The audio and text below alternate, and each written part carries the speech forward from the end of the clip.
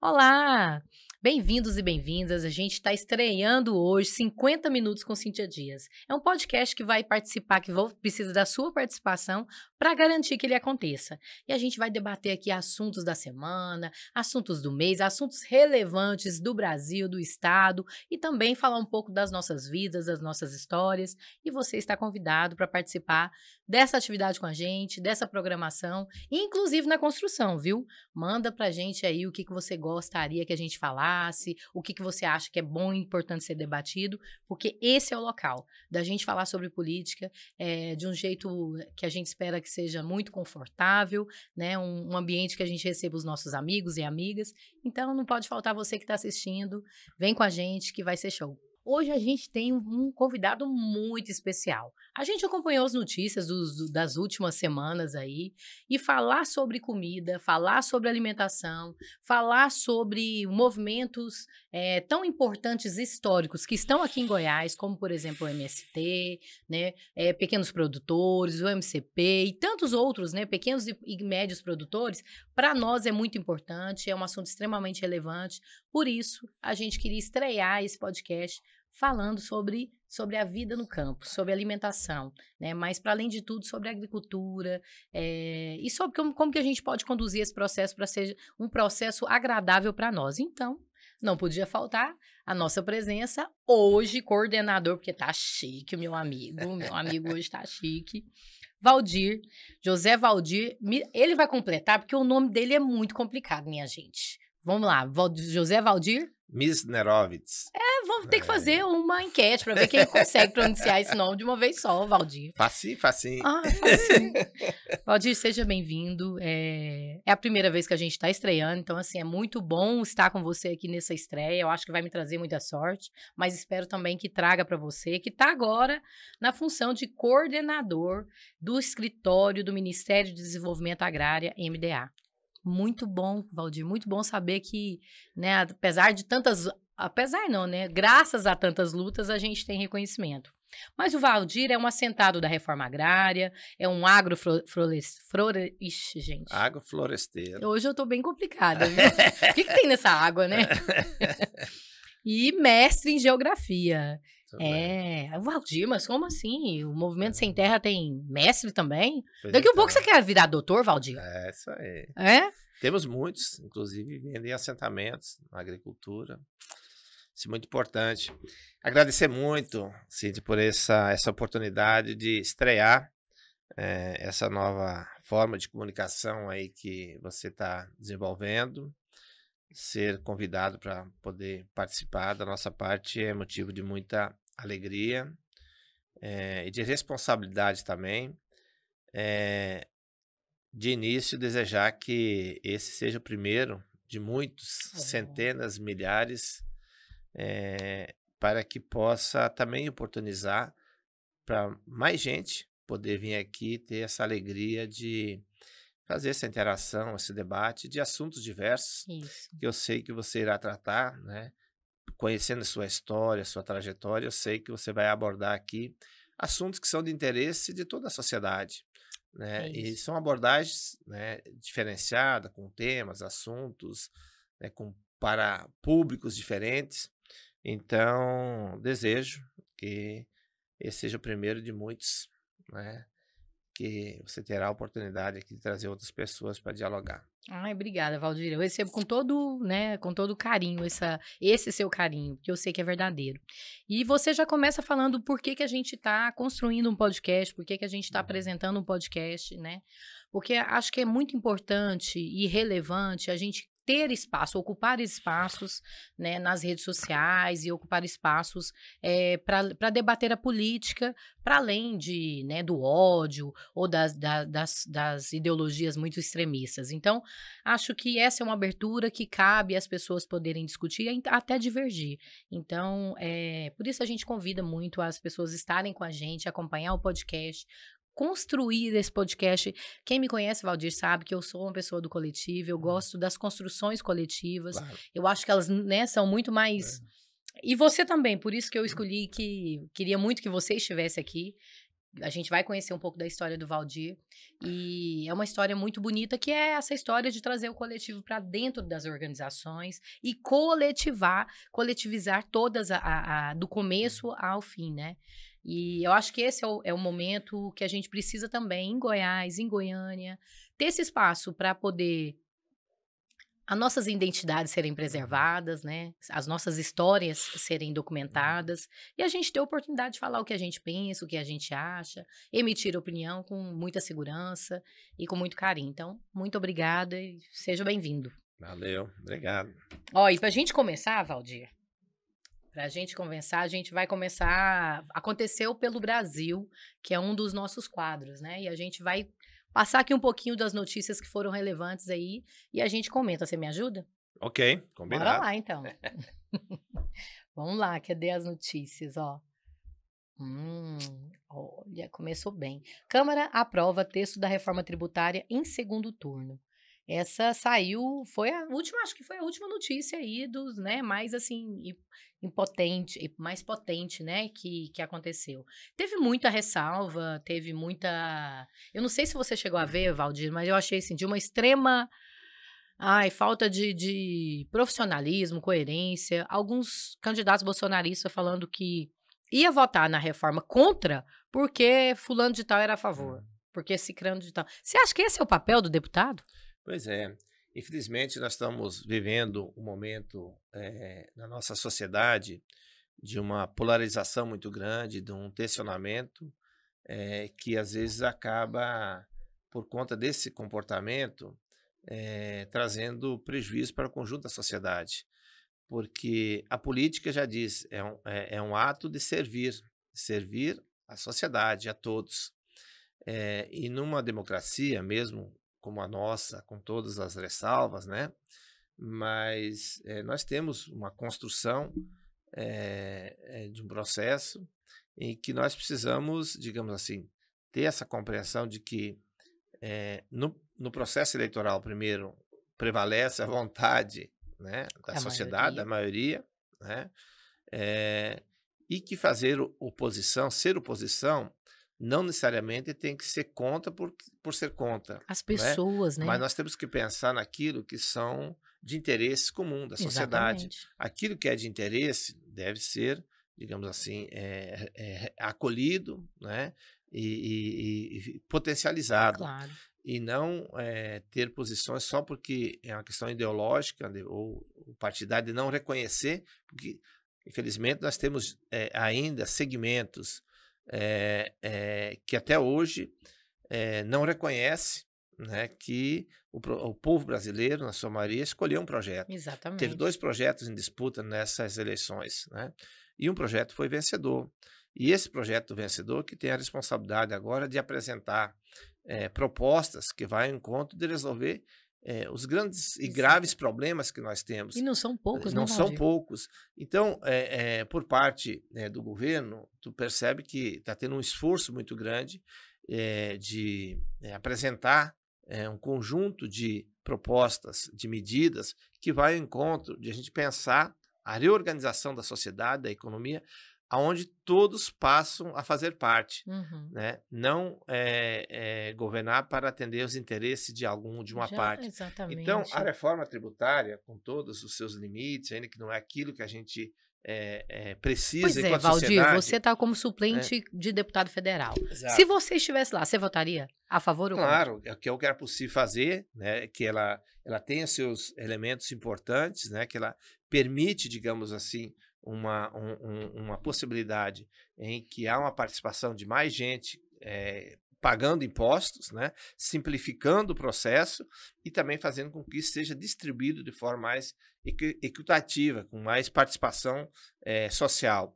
Coisa que nós temos ainda, né, hoje nós temos um grande problema no Brasil, que quem paga imposto, né, é as camadas populares da sociedade, quer dizer, a parte econômica da elite, né, elas conseguem driblar, né, encontrar mecanismo, subterfúgio, né, ou sonegar ou de não pagar. É verdade.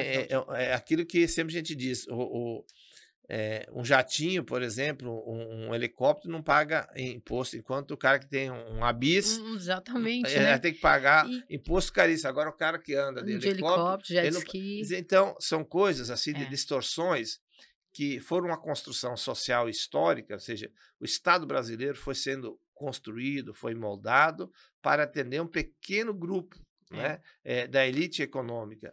Então, e quem paga a conta é o conjunto da sociedade. Então, acho exatamente. que esse esforço da reforma é um pouco de É, buscar um equilíbrio aonde mais gente possa pagar e que o resultado disso possa ser melhor distribuído, para assim a gente poder, digamos, ir tendo uma caminhando equidade. assim, uma equilibrada na sociedade. É É, claro que, se a gente pensar, precisaria aprofundar ainda mais. As grandes fortunas teriam que exatamente. ser, né, É, pagas. Então, faltou tem algumas coisas que realmente são estruturante importantes. importante, É. mas é aquilo que diz, é o que é uma reforma que a conjuntura atual permite. 30 anos, tem É, 30 anos que a gente está e falando que precisa fazer é, uma reforma tributária, a última foi né? feita por decreto, Exatamente, então, com Valdir. a participação, digamos assim, do parlamento, que é uma escolha da sociedade, é a primeira reforma. Então, Exatamente. ela tem a importância por causa É. disso, né. Eu acho que é muito interessante isso que você traz, porque primeiro que, olha, quando a gente compra um refrigerante, e se eu ganho um salário mínimo,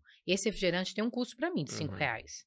Mas se eu sou uma milionária e tenho, né, uma milionária não, uma classe média alta, um salário de 120 mil e compro um refrigerante, esse refrigerante de R$ 5 tem outro valor para mim, uhum, mesmo sendo os mesmos R$ 5. É uhum, isso que é impostos, que é, são os mais baixos pagam mais impostos. uhum, Porque o que ele ganha, né, a uhum, discrepância do que ele ganha, a claro, distância do que ele ganha para os 120 é, mil reais, é, né, se ele ganha só um salário mínimo, é muito maior. Então, uhum, quem paga imposto no Brasil, por isso que a gente fala, olha, quem está pagando mais impostos, realmente é quem está ganhando menos, porque o é, imposto não vê isso. Ele não é, cobra de pessoas diferentes o valor diferente, é, apesar dessas pessoas serem diferentes e receberem diferente. É um ponto.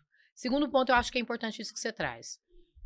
Não é a reforma ideal, porque a é, gente não falou, não conseguiu passar os envenenamentos. E é, o Brasil é campeão de envenenamento.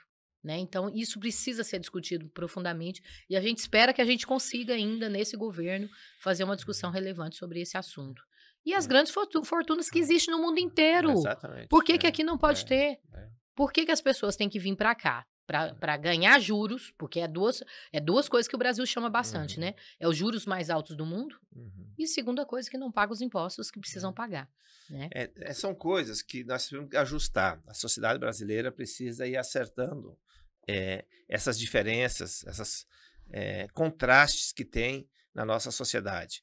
É óbvio que qualquer sociedade, e pela lógica de dizer, quem ganha mais tem que pagar mais, quem tem mais Deveria, né? paga mais, e nós temos que buscar um processo também o grande desafio é você fazer mudanças estruturais, que essas diferenças vão diminuindo. Nós não tem razão de ter essa diferença, enquanto alguns não sabem o que tem, outros não têm nada, né. É, Então, buscar esse equilíbrio é o desafio. E o Estado tem um papel importante. Essas medidas, tipo a reforma, é uma forma de tentar encontrar um pouco de equilíbrio, né. Então eu acho que foi um passo importante, não há dúvida nenhuma, né, mas porém ainda não é aquilo que nós não é o precisamos. ideal, né? Então é um processo, nós É, temos que entender que, já é mas era um um, passo um processo importante, necessário. mas a gente tem que ter claro que nós temos que avançar ainda mais. Tem uma outra notícia que eu acho que casa com isso que você disse, que é do asfalto. Vamos ver se essa é a próxima. Manda aí a notícia pra gente, que a gente ficou aqui na reforma tributária. Ah, é essa mesmo. Olha, Goiânia tem 13 bairros sem asfalto. Levantamento mostra que ainda restam 5 setores que tiveram o benefício prometido há mais de uma década e passaram 3 gestões municipais sem receber. Eu não, e você comentou agora há pouco, e eu quero, né, pegar esse puxadinho seu aí para a gente dizer que existe uma diferença que você trouxe para a gente. Olha, tem uma diferença entre ganhos das pessoas, mas não tem diferença na distribuição, né? Uhum, Nos impostos. Por exemplo, há um tempo atrás, aqui em Goiânia, não sei se você participou disso, Valdir, que a gente estava discutindo IPTU, uhum, e gente que mora no Alphaville pagava menos impostos do que no Curitiba. E aí uhum, teve um plano diretor que teve uma reformulação. teve um caminho, um apontamento melhor, mas não resolveu o problema. É sobre isso, né? É sobre como que as pessoas têm acessibilidade a esses impostos, né? Exatamente. Porque quando a gente vê Goiânia tem 13 bairros sem asfalto, tem um problema. Essas Exatamente. pessoas deixaram de pagar os impostos? Por que que esses serviços, elas não chegam na mesma condição? Tem um parque na saída próximo ao autódromo que não usa, ninguém usa. O parque é todo fechado, Hum, lindíssimo, maravilhoso. Não tem uma criança. é, Por que que lá no Curitiba não tem um parque daquele? exatamente. Isso aí, esse é historicamente, as ações de Estado, tanto na esfera federal quanto estadual, municipal, sempre trataram os iguais de forma diferente. Todos são teoricamente iguais, porém, todavia, tratados de forma diferente. Se a gente pegasse, e talvez pode até ficar com uma sugestão para quem gosta de fazer esse tipo de trabalho, de pesquisa, fazer um cruzamento de dados para ver qual é o perfil desse público que moram nesses bairros que não tem asfalto. Então, Exatamente. seria Ai, interessante para ver perfeito, Valdir. aonde que, para a gente poder ir comparando por que as pessoas de um determinado perfil social têm um tratamento diferenciado, como se fosse cidadão de segunda É. categoria, né? Mas na hora de Ou cobrar e pagar os impostos é, é do mesmo jeito. e na hora de buscar o voto, eles buscam aí o uso de mecanismo, inclusive, porque as pessoas, quanto mais frágeis elas estão, elas acabam ficando Mais mais vulneráveis, vulneráveis, né? E verdade. acaba sendo funcional, porque tudo isso é funcional para o sistema, né? E nós temos que romper com essa lógica, É, né? Eu acho que é um desafio muito grande, mas fica a sugestão para a gente levantar qual é o perfil desse público. isso. E eu, ó, assim, de pronto, a gente pode dizer, não tem razão para não ter um atendimento das questões mínimas de habitação, de saneamento, Saúde. saúde. São coisas. A nossa sociedade, a sociedade brasileira, ela tem condições de acolher todas as pessoas com aquilo que é direitos fundamentais. Como dizia o Frei Beto, que são direitos até animal. Ter um lugar, um abrigo, né? Exatamente, mas Abrigo, o é que, que isso. é? É abrigo, ter o que comer, né? Então nós podemos incluir a educação, saúde e outras questões que são direitos fundamentais, primários, que precisam estar atendidos. Infelizmente, nós temos muita gente e provavelmente lá nesses bairros nós vamos encontrar um índice maior de pessoas que estão incluído hoje no grande debate que está em curso, que é dos que estão em insegurança alimentar, Exatamente, é né? exatamente. Então, É, e veja, aí você tem está esses falando com recortes. propriedade, né, Valdir? Claro. Porque eu não queria entrar nessa pauta ainda, porque eu acho que essa pauta é a pauta que a gente vai, né, comandar aqui, mas só mencionar, né? A gente passou por uma pandemia onde a ausência do governo, né, dos governos, demonstrou para quem eles trabalham e qual era a Uhum. função deles, né? Não era o povo. Porque quem estava em vulnerabilidade foi atendido pelo movimento social, né? Exatamente. E a gente sabe que isso salvou vidas. É, Né? Mas vamos deixar as notícias que tá passarem bom. aqui, porque eu acho que tá faltando ainda algumas. Vai lá. Ixi, eu assisti um meme ótimo essa semana, de uma menininha chorando, e aí fala, ela tá num desespero, chora e fala, não, mas Bolsonaro tá inelegível. Aí, meu Deus, até a criança. Então, o MP pede suspensão do salário de 41 mil por inelegibilidade. Isso aqui se refere a salário referente ao que o partido O salário do Bolsonaro, que o partido está é. pagando, fora outros benefícios que ele tem com aposentadoria, etc e tal, que Exatamente. o salário O oficial Valdir é pouco, é, porque ele fez um Pix. é, Ele fez um Pix e o Pix tá bombando. né. Inclusive, se você depois deixar lá, já que agora você tá como coordenador, né, do ministério, então é chique. Pois é. Gente, Eu acho que nós estamos caminhando para um processo de, que a gente poderia dizer, de acerto de contas, né? Com todas as atrocidades, crimes, e descuido, né, que esse governo teve para com o povo, né? não.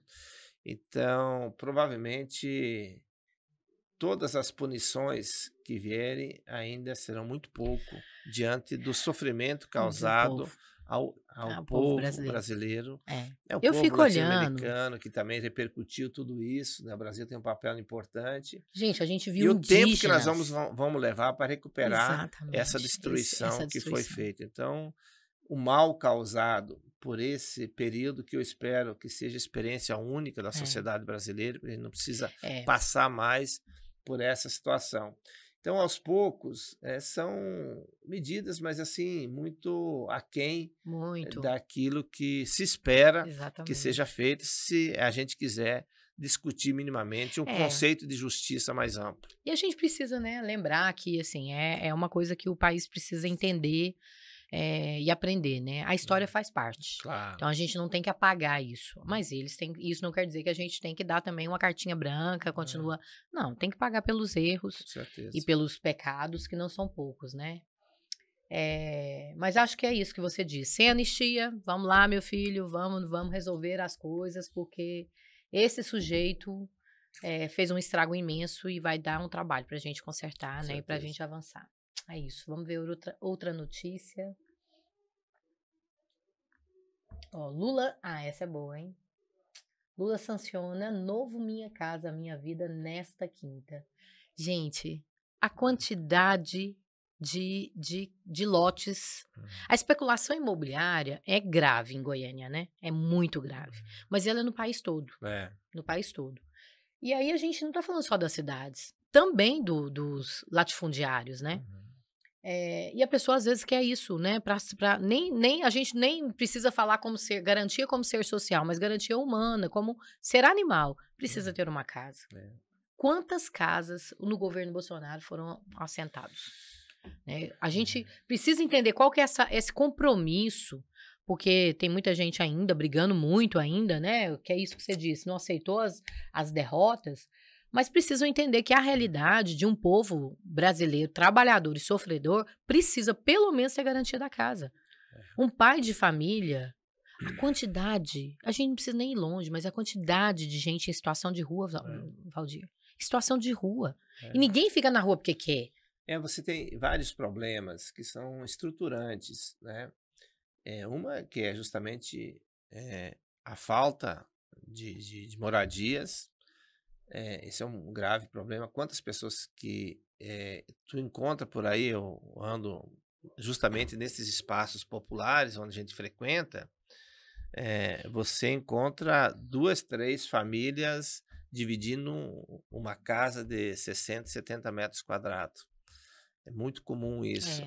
Isso no campo também não é diferente. Na pandemia teve muito esses problemas de gente que acabou retornando para casa com famílias, né, constituído família, saiu de casa, constituiu família e retornou para poder se salvar, porque não tinha outra opção. Perde o emprego, a mulher perde o emprego. Então você tem muito esse problema de famílias que estão, 2, 3 famílias dividindo, né, estão espremidas no mesmo espaço. Então você tem um problema de falta real de habitação, de moradia. Você tem um problema da qualidade, né, das moradias, que eu não sei por que carga d'água que inventaram que porque é um trabalhador que precisa, né, ele tem que se conformar com qualquer caixotezinho que se faz. Não tem que ter dignidade. Agora teve outro dia uma denúncia, o próprio Lula comentou e rechaçou, acho que foi em Campinas, casas de 37 metros quadrados. Aí, geralmente, as famílias, né, de baixo poder aquisitivo são famílias, inclusive, maior. Exatamente, 4, com 5, criança. 6, 7. Então, você imagina o que é um espaço de 37 metros quadrados para abrigar. Então, nós temos que pensar uma política de construção de casas, todo mundo tem o direito a morar e morar bem. São, acho que, 2 coisas importantes. E uma outra questão que nós estamos consertando agora é justamente de construir agrupamentos de casas, como tinha sido feito conjuntos, em local distante da cidade, que é justamente para alimentar o esquema da especulação imobiliária. Exatamente, claro. Porque você tem aqui uma quantidade de área que está ociosa, você constrói um conjunto lá, aí tem que levar o asfalto, tem que levar a água, tem que levar não sei o quê, acaba valorizando o quê? Esse imóvel que está No entre centro. o centro e o conjunto habitacional. Então Exatamente. agora, nas novas regras, justamente trazer, você tem que aproximar, a construção das casas tem que ser próximo, o mais próximo possível, onde estão os serviços essenciais, né? E não ser, digamos, colocado como, né, um local afastado, retirado, não se livrar desse povo e Exatamente. jogar em locais distantes, com dificuldade de acesso e tal. É justamente o pobre que tem mais dificuldade de acesso, ele tem que estar mais Mais próximos, próximo. né?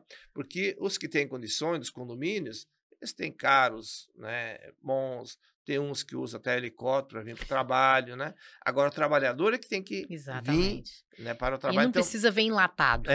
então E não você tem tem um que, né? conjunto, a gente tem que pensar a questão da casa, da habitação, pensando num conjunto de ações que possam elevar as condições de a gente viver bem. É verdade. Né? Muito bom, Valdir. Eu acho que é isso. É esse caminho, né? A gente tem muita coisa para falar, porque quando se trata de moradia, alimentação, quando se trata dos primeiros, né? Das primeiras estruturas, é uma coisa que causa muita dor. Eu fui numa ocupação durante o ano passado, durante a campanha eleitoral, e uma senhora com 90 anos, ela andando, caminhando, mora no barraco. E ela disse: o meu sonho é morrer na minha casa. Isso é muito triste. A casa dela é um barraco de lona ainda, né? Porque ela não conseguiu a casa. Mas é uma mulher que trabalhou a vida inteira. E ela trabalhou em casas boas, cuidando de filhos, das filhas, dos patrões. Né? Indo, andando de ônibus, enlatada dentro dos ônibus, né? Passando por tudo isso, tomando chuva, passando por distância, para não morrer. O sonho dela é muito triste. Então, acho que o Lula, ele, né, com essa proposta da Minha Casa Minha Vida, retomar, mas de uma forma, né? E a gente sabe que ele vai fazer com eficácia. A gente espera que os sonhos se realizem e as pessoas tenham uma boa vida. Mas vamos lá as últimas notícias. Mas é importante, aí. Isso nos dá esperança. Claro. Esse tipo de medidas é que nos dá esperança de a gente estar dando passo. Sempre eu falo, ainda não é aquilo que a gente almeja, que a gente quer, não precisamos mais. Mas são indicativos de que é possível fazer e que está se fazendo algo que vai o oposto do que nós estávamos sofrendo, que era de destruição de todas as políticas que iam em conta de incluir, de melhorar a vida das pessoas. Nós estamos começando um caminho inverso, né? Que é de desconstruir tudo aquelas ações que custavam muito a vida das pessoas, e agora a gente começar ações que vão ao encontro de resolver esses graves problemas históricos que nós temos na nossa sociedade. Chegamos na Era Esperançar, muito bom, maravilhoso. Vamos lá, mais uma próxima, acho que a gente precisa entrar nas nossas... Governo Lula acaba com o programa de escola... Ai, gente, isso aqui, a gente vai ter que fazer um podcast só sobre isso. Sugiro. Então a gente vai ser bem rápido mesmo, né? Governo Lula acaba com o programa de escolas cívico-militares criados por Bolsonaro. Eu acho que é importante só dizer que a esquerda, de modo geral, não é contra as escolas militares, né? É contra a militarização das escolas, que são coisas completamente diferentes. Os educadores, né, vão trabalhar muito sobre esse tema. A militarização das escolas é você pegar uma escola que é do Estado e falar que o militarismo ou os militares têm melhores condições pedagógicas de estarem nas escolas do que os próprios pedagogos. No mundo, isso diz que não é verdade. No mundo. Mas a gente tentou e começou aqui em Goiás. Então, que bom que o Lula revê esse projeto do Bolsonaro, que não começou com o Bolsonaro, mas essa cívico-militares foi criada por ele, né? E que realmente mostre a importância de a gente valorizar o conhecimento crítico, o senso crítico, a criatividade dos alunos, que tenham liberdade para poder serem criativos, né? Então, parabéns, presidente Lula, e a gente fica devendo mais conversa sobre isso. Passa para o próximo. Nem vou deixar o Valdir comentar para a gente conversar. Sessão da CPI. A gente começa então, acho que agora a gente abre o nosso debate aí também. Sessão da CPI do MST chega ao fim após Caiado mandar o deputado do PT calar a boca. Tem um vídeo aí? Como é que é? Tem esse vídeo? Alguma coisa assim? Manda aí pra gente ver. Valdir, eu acho que é muito importante a gente lembrar de algumas coisas. O MST, ele começa aqui em Goiás, né? A sua organização, é isso? O Goiás tem uma participação do processo inicial do surgimento do MST.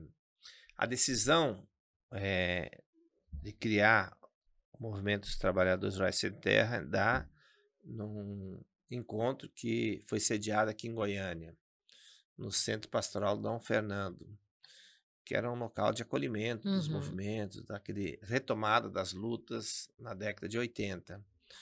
Lembrando que ainda estávamos no regime militar, mas já num processo de desgaste e de uma luta pela redemocratização do país.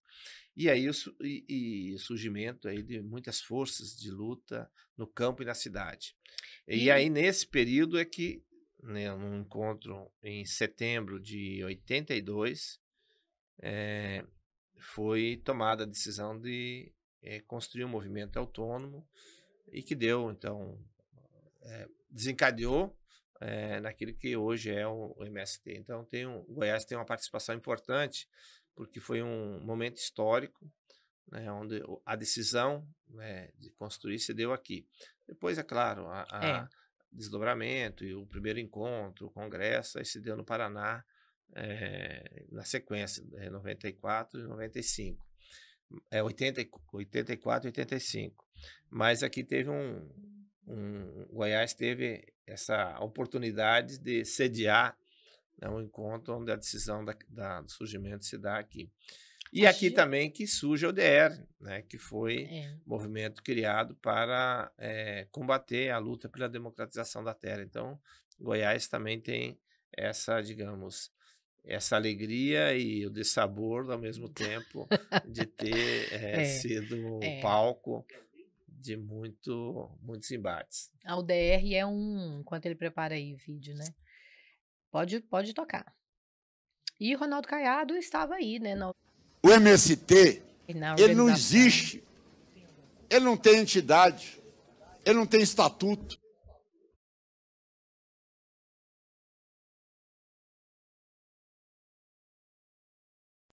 O MST, ele não existe, ele não tem entidade, ele não tem estatuto, ele não tem pessoa física que representa, não tem CPF, não tem CNPJ.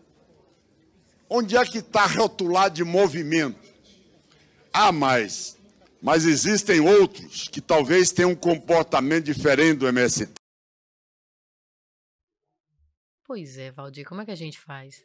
O MST não existe. Isso dito por um burocrata, né?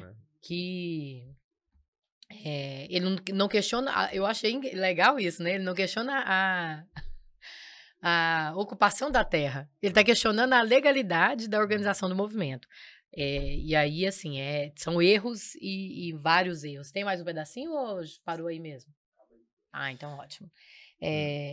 Como é que é isso? O MST não existe. Você acabou de contar uma história. Primeiro é importante, para quem nos acompanha, ter claro isso, que a luta em torno do tema do uso e da posse da terra, ela é milenar, né? Não é uma luta inventada por nós, os movimentos contemporâneos, né? Que são vários movimentos que fazem a luta. Mas ela vem da trajetória da existência da humanidade. Eu costumo dizer que, para quem é religioso, como eu sou uma pessoa que já conheço minimamente e tive oportunidade de trabalhar com o livro sagrado, né, a Bíblia, desde a minha início de formação, aonde eu consegui entender um pouco a sociedade e ver de uma forma mais crítica, ela vem dali. Se a gente olhar o início ao fim, vai perpassar pela história da luta pela terra, né? Então, a terra ela acaba sendo disputada em todos os lugares, em todos os tempos. Então, agora nós estamos vivendo numa fase, no caso brasileiro, também que isso está em disputa, né? E aí, nessa disputa, tem dois polos antagônicos. Tem aquele polo, né, que defende que a terra, como um bem da natureza, ela deve estar e ser, né, a serviço de toda a sociedade, né? Então, ela tem essa função, né, eh, essa função, né, de atender às necessidades da sociedade. Então, porque ela é um elemento fundamental, um elemento, quer dizer, a terra é parte essencial da nossa existência. Então, ela não pode ser uma mercadoria em que alguém possa dizer só porque tem dinheiro, né, possa controlá-la, né? A terra não devia ter cerca, né? A terra devia ser a serviço de quem quer nela trabalhar, viver, cuidar, se cuidar e cuidar da sociedade. É porque Então, essa pessoa que está falando sobre legalização, por exemplo, né, sobre a legalidade, a uhum, burocracia, eh, que é isso que você traz. Se a gente for para os primórdios, a terra não começou é, cercada, não. não, Alguém cercou. E exato. existe muita, né, teoria em Uhum, Goiás, e pode ser comprovada nos cartórios, de muita invasão. uhum, De muita invasão desses grandes grupos hoje que são claro, da agricultura, né? Da exato, porque agropecuária. no caso brasileiro, como está dizendo, você tem esse polo que quer a terra com essa função, ou seja, ela ser democratizada, ser de todos, e há aquele outro polo que quer a propriedade como um patrimônio pessoal, individual, familiar. No caso brasileiro, aqui essa é uma parte que me interessa, porque é a minha parte do estudo acadêmico que melhor eu trabalho, que é justamente a questão agrária. Quando a gente vai estudar sobre esse processo da questão agrária brasileira, então você tem várias etapas, várias fases. E o que marca, por exemplo, a propriedade privada da terra em Goiás é uma lei de 1850, né, onde até 1850 a terra não tinha título, não tinha escritura, não tinha, ela era de 1500, era monopólio da coroa Uhum, portuguesa, e antes de 1500 pertencia a centenas de povos isso, originários que originários. viviam aqui.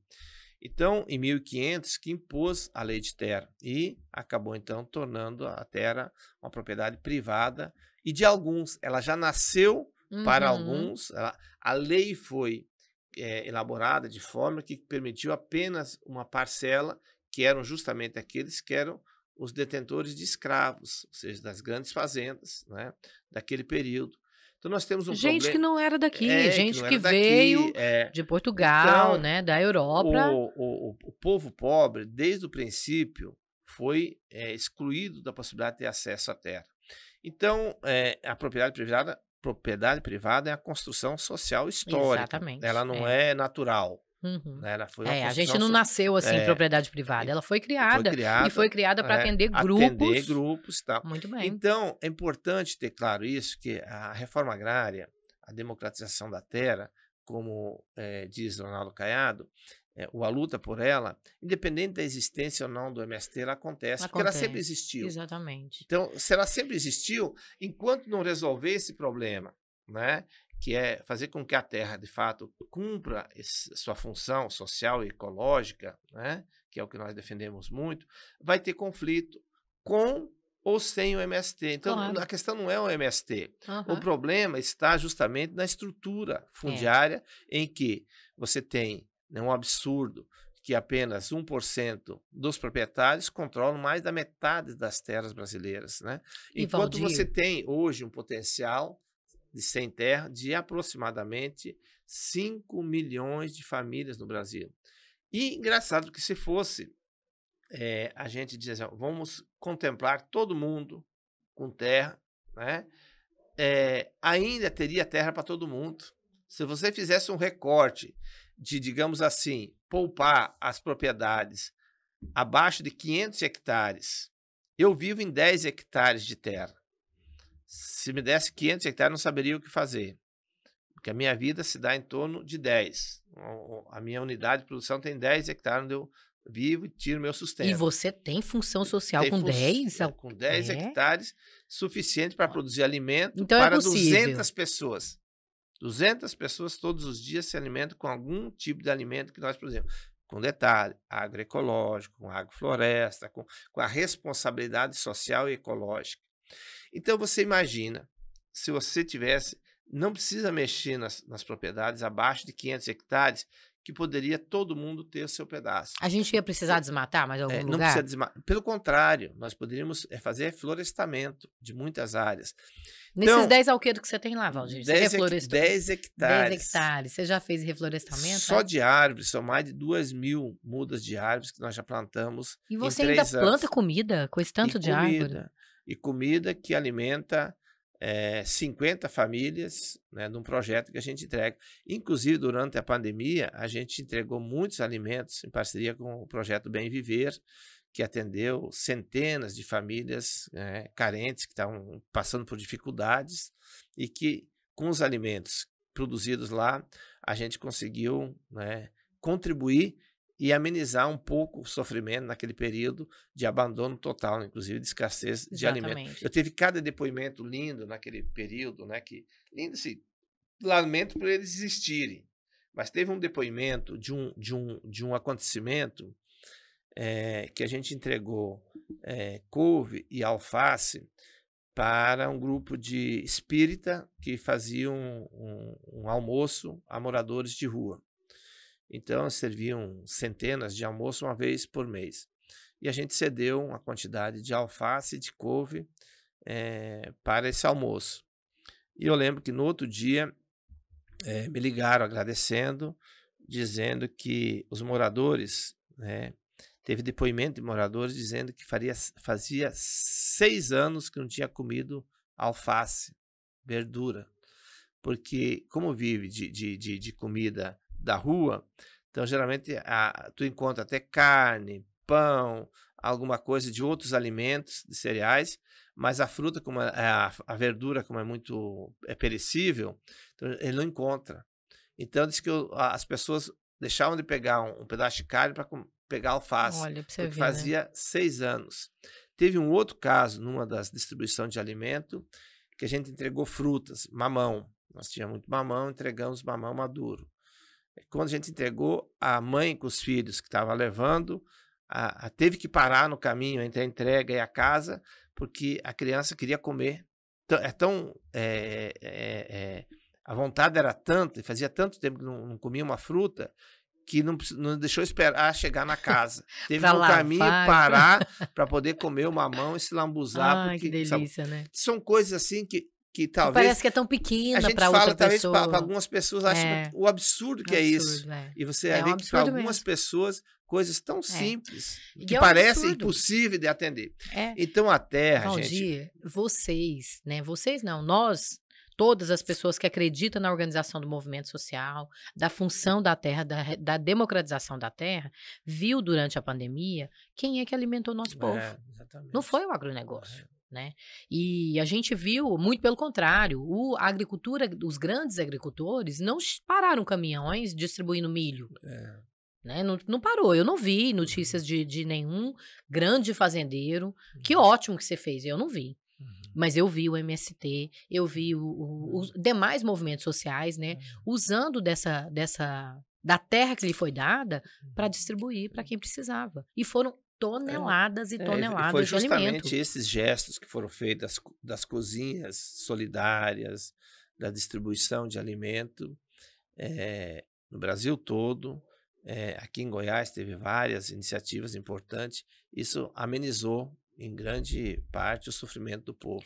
Porque era aquela massa que a gente percebeu logo no início, entendendo a natureza do governo e as posições que tinha, de saída se percebeu que para fazer essa travessia, né, era só o povo poderia salvar o povo. É verdade. Se não fosse o povo salvando e cuidando do povo, a gente sabe. faltaria coveiro para enterrar A os gente mortos. sabe onde é que o calo aperta, a gente conhece a realidade, a gente sabe que é um absurdo as crianças não terem uma mão uma vez por semana para poder se lambuzar, né? Não poder comer uma fruta. Tá R$7 o quilo da maçã, né? Não é todo mundo que pode ir lá comprar 1 quilo de maçã e garantir toda semana uma fruta.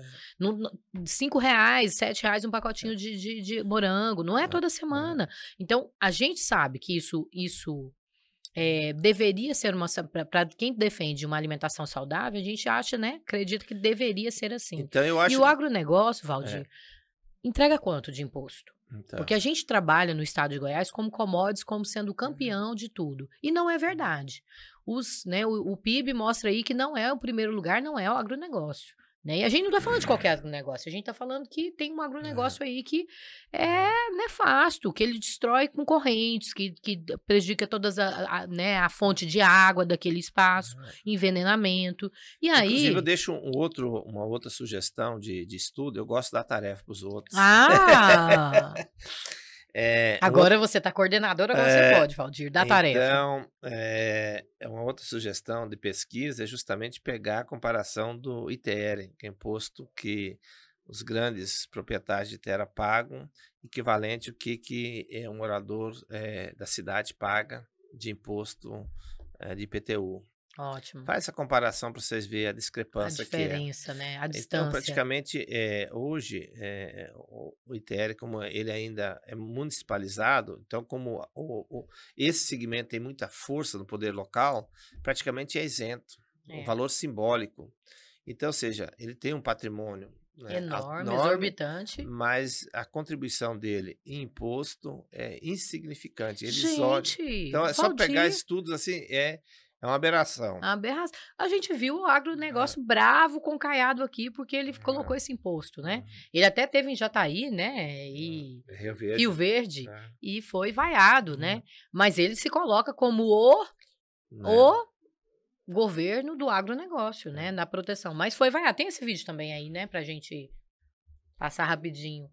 Dia 20 de abril, Rio Verde, Goiás, Caiado sendo vaiado pela multidão.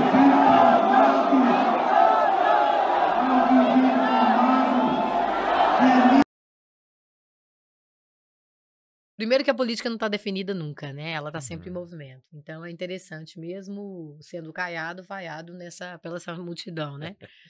E aí logo em seguida ele vai para a CPI do MST para poder tentar retomar, né? Se alavancar como o nome ainda do defensor da UDR, do agronegócio. Eu acho que tem uma questão a ver. Eu acho que aqui, digamos assim, dentro das regras democráticas, é legítimo cada um trabalhar, digamos, os seus caminhos, né? Mas isso um pouco que está acontecendo tem a ver com esse momento político que nós estamos vivendo. Com a inelegibilidade do Bolsonaro, está se buscando alguém para representar esse segmento. Você acha que é o Caiado, Valdir? Acho que ele acha que é. Não, tem vários que estão. Tem vários nomes que estão na praça, nós sendo disputado, né? Então, do ponto de vista dessa disposição dele fazer, é legítimo, né? Claro. Ele participar e se colocar. Ele está defendendo, né? Quem ele defendeu sempre. Então, não vejo nada de errado. Eu acho que o equívoco está em justamente utilizar daquele espaço, né? Primeiro que a CPI não tinha razão de existir. Né? Ela não tem razão de existir porque ela é uma CPI dos perdedores, que foi derrotado politicamente nas eleições. O povo brasileiro, na sua maioria, escolheu um projeto. Você tinha 2 projetos em disputa. A sociedade escolheu um. Então, nós estamos dentro daquele arco, digamos assim, de segmentos da sociedade, do projeto que foi escolhido pela sociedade brasileira. Pois é, então, Valdir, mas... Aí, como nós somos escolhidos como parte desse projeto, que é, entre outras questões, de melhorar as condições de vida para todos, de uma responsabilidade social e ecológica e tal, o que restou para a oposição que foi derrotada? Criar situações de dificultar o governo de governar e ter palanques. Então, a CPI contra o MST, que não é só ao MST, mas representa todos os Claro. segmentos que fazem a luta, ela é o palanque dos que foram derrotados nas eleições. Então, como eles não têm o que fazer, né, então criou-se aqui um circo, um verdadeiro circo, e lá então eles levam gente para criar uma pauta, um palanque, para tentar alimentar, né, esses derrotados, né? Então, a CPI que não tem objetivo, não vai chegar em nada, em resultado nenhum, não é a primeira, provavelmente não será a última, então é apenas mais uma, mas assim, e aí o que eles estão fazendo lá? Fazendo ensaios, é o grande espaço de ensaiar, é o famoso balão de ensaio, então projeta tenta outro. Para ver se alguém cola. Então, é isso, não É, é e a outra gente está coisa. falando de um estado, né, que no primeiro turno teve 52% que votaram para o Lula e 58% para o Bolsonaro, e, aqui no estado de Goiás. E depois, no segundo turno, como é que ficou? No segundo turno, 65% para o Bolsonaro, mais ou menos. Então, assim, não, eu tô dizendo isso, Valdir, porque eu acho que a gente precisa sair um pouco quando faz essas análises, né, e o Ronaldo Caiado tá correto, ele tem que fazer de conta que ele é realmente o nome da direita. Mas nós estamos falando no estado, que é o 17º. Pois é. Mas, De importância. Para além disso, não é porque esse estado, né, teve uma expressão de votos dos vencidos que ele é ainda bolsonarista. Ou que ele está ainda a favor do Bolsonaro. A gente não viu isso acontecer nos últimos acontecimentos, da inelegibilidade, né, do Datanho. Não viu isso acontecendo. Nas ruas, uma expressão massiva de que as pessoas ainda estão com essa ideia de que a extrema-direita é capaz de ter governabilidade. Exatamente. Mas eu queria te deixar claro aqui, já que nós estamos num bate-papo, né, bacana, para a gente separar as coisas e deixar claras as responsabilidades. Veja, eu não estou dizendo que não é legítimo as pessoas buscarem seus caminhos, né? Não há problema nenhum nisso. E também quero dizer o seguinte, eu hoje na condição de representante do Ministério do Desenvolvimento Agrário, que tem a tarefa de fazer com que as políticas do Ministério cheguem aqui no Goiás nós temos 150 famílias consideradas agricultura familiar, certo? Nós temos 96 mil unidades de produção com 150 mil famílias, uma população de aproximadamente 600 mil pessoas, que são agricultores familiares. Tem o tamanho da terra que eles ocupam, mais ou menos? É classificado como agricultor familiar até 4 modos fiscais. O modo fiscal varia de região para região, tem uma metodologia de definição. Ou seja, nós temos um público, né, significativo de pessoas que nós precisamos atender com políticas que vai ao encontro de... Anda todo mundo de caminhonete, porque é fácil ir lá buscar a caminhonete. Não anda, né, Valdir? Eu tô fazendo essa provocação porque o grande produtor vai lá e faz um financiamento, paga todos os seus commodities com financiamento público, o Estado funciona para o grande produtor. Não funciona do mesmo jeito para o pequeno. O que eu estou discutindo, querendo dizer que, veja, nessa responsabilidade que nós temos, eu estou em diálogo com o governo do Estado. Uma das primeiras agendas minha que foi aqui foi com o secretário de Agricultura, para nós discutir ações que vai em conta, porque, veja, hoje eu estou numa condição de tarefa, de gestão de políticas, né? E nessa condição de gestor de política, nós temos que desenvolver parcerias com o governo do Estado e com os municípios. Claro, claro. Então, porque o nosso objetivo é fazer com que essas ações e políticas cheguem até o destino, que são esse público que nós trabalhamos, com ações que possam fazer com que ele vá melhorando as condições de vida. Então, eu não tenho problema de dialogar com os diferentes. Não tem que ter, é isso mesmo. O objetivo que nos unifica é as ações que vão ao encontro daquele público da qual nós temos a responsabilidade hoje de atender.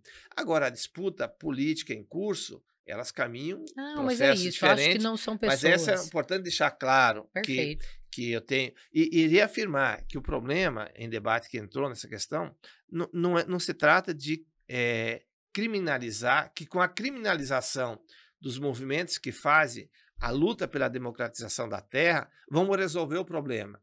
Não, é o contrário.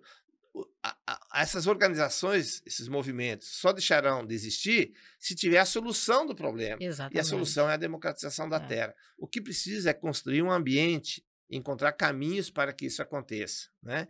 Não adianta condenar quem faz a luta.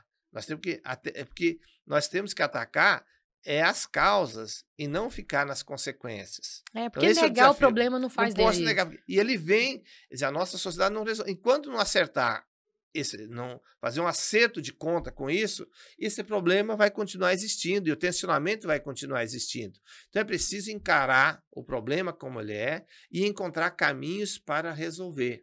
É por isso que precisa. Que o nosso governo, né, presidente Lula, escolheu o Valdir para poder estar aí no comando, representando federalmente aqui no estado, né, nesse trabalho. Porque você é muito competente, Valdir. Né, o seu currículo já mostra pra gente e desmistifica também, né, que o assentado ele não pode ter acesso ao conhecimento, muito pelo contrário, é ter esse acesso para poder fazer uma produção saudável, garantir né, o ecossistema e eu fico muito feliz com esse espaço que você ocupa, porque eu acho que a gente tem um elo uma possibilidade de conversar sim com o governador, com o governo do estado de Goiás para resolver os problemas existentes. Então, gostaria muito que a gente tivesse mais 50 minutos aí para a gente poder fazer. A gente nem conseguiu fazer toda a pauta, porque a gente, né? A gente é desses. Assunto tem. E a gente conversa mesmo. Aí do passar do tempo, assim, a gente vira contador de história, né? A gente vai fazendo história e depois tem história para contar. Então, mas bacana. Isso é tão bom. Meu avô não está mais comigo, assim, o meu avô paterno, mas ele sentava e contava umas histórias. Eu aprendi a vida, né, com eles, né, com eles, né, nem só com ele. Com eles, isso, a terra, sobre a organização da família, respeito, moralidades, né, questões éticas. Então, é muito bom a gente ouvir história. Seja bem-vindo sempre para poder contar. Te agradecer mais uma vez, te desejar muito sucesso. Nós falamos hoje com o coordenador do escritório do Ministério do Desenvolvimento Agrário, MDA, que também é assentado da reforma agrária, com um projeto maravilhoso e muito bonito, que a gente nem conseguiu falar da colmeia. Você vai dever voltar aqui para a gente falar um pouco da colmeia, que é um projeto que o Valdir desenvolve em Goiás, muito forte, muito potente, e também um estudioso aí, né, da geografia, mestre em geografia, José Valdir Miserovics. Quase acertou. Ai, faltou pouco. Vou chegar lá. Muito obrigada, Depois do Valdir. 10º podcast, nós vamos... Combinado, até eu conseguir falar seu nome. Obrigado pela oportunidade, pelo espaço, e sempre colocar à disposição para esse diálogo saudável, bacana, de discutir ideias e de esperançar. Eu estou assim, muito animado, acho que nós estamos começando uma caminhada bacana enquanto sociedade, e nós temos muito o que fazer, mas acho que estamos muito mais aliviados nesse momento e com muito mais esperança. Seguimos em frente, passo a passo, rumo, até que um dia a gente possa ter essas soluções todas resolvidas e podermos viver numa sociedade equilibrada. Né? Exatamente, e feliz. É isso, a gente vai ficando por aqui. Eu espero que vocês tenham gostado bastante. Eu curti muito, né? É muito bom sempre ouvir as histórias e as experiências que o Valdir traz. E eu espero que você goste, coloque aí no seu... Dá um ok, faça um comentário, fala o que você não gostou, conta pra gente, né, a sua história também. Faça parte desse podcast, porque a gente faz juntos essa construção. Um beijo e até a próxima.